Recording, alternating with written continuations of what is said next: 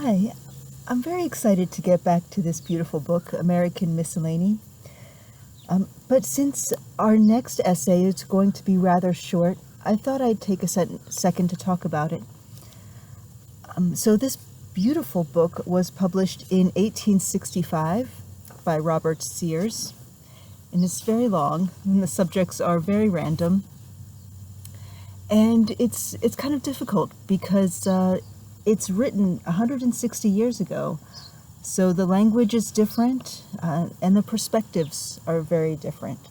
And I've never read any of this before, by the way. This is my first time figuring out these words along with you, so we're learning together here.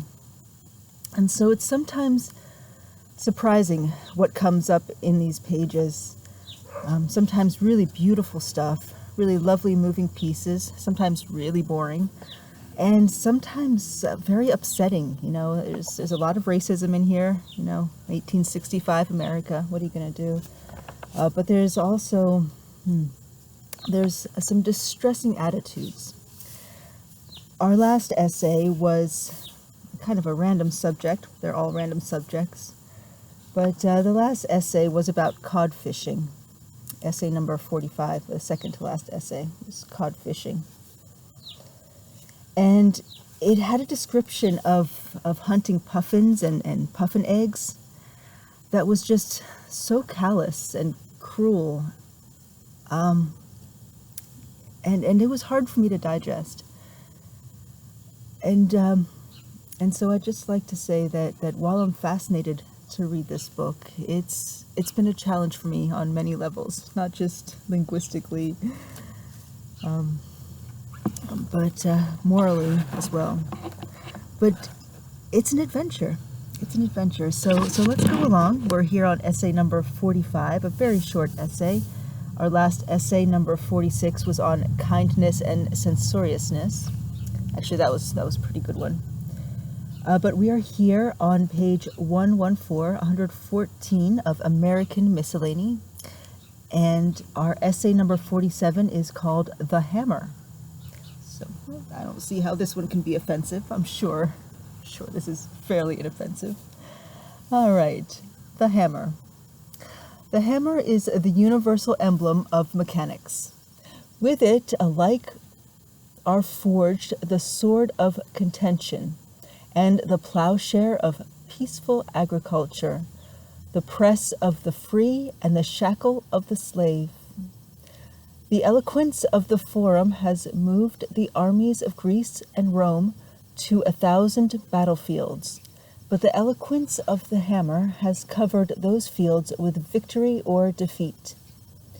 The inspiration of song has kindled up high hopes and noble aspirations in the bosoms of brave knights and gentle dames, but the inspiration of the hammer has strewn the field with tattered helm and shield, decided not only the fate of chivalric combat, but the fate of thrones, crowns, and kingdoms. The forging of thunderbolts was ascribed by the Greeks as the highest act of Jove's omnipotence, and their mythology beautifully ascribes to one of their gods the task of presiding at the labors of the forge. In ancient warfare, the hammer was a powerful weapon, independent of the blade which it was formed. Many a stout skull was broken through the cap and helm by a blow of Vulcan's weapons. And see, skull is spelled S-C-U-L-L. That's cute. It's a cute spelling of skull. Okay, so many a stout skull was broken through the cap and helm by a blow of Vulcan's weapon. The armies of the Crescent would have subdued Europe to the sway of Mohammed. But on the plains of France, their progress was arrested, and the brave and simple warrior who saved Christendom from the sway of the Mussulman was named Martel, the hammer. How simple, how appropriate, how grand, the hammer.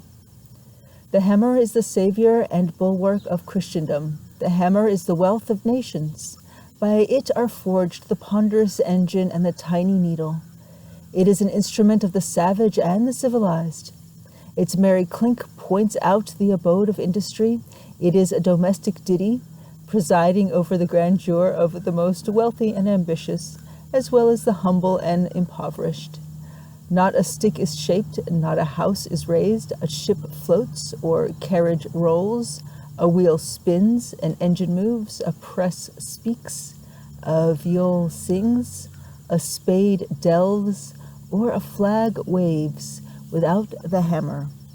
Without the hammer, civilization would be unknown, and the human species only as defenseless brutes. But in skillful hands, directed by wisdom, it is an instrument of power, of greatness, and true glory.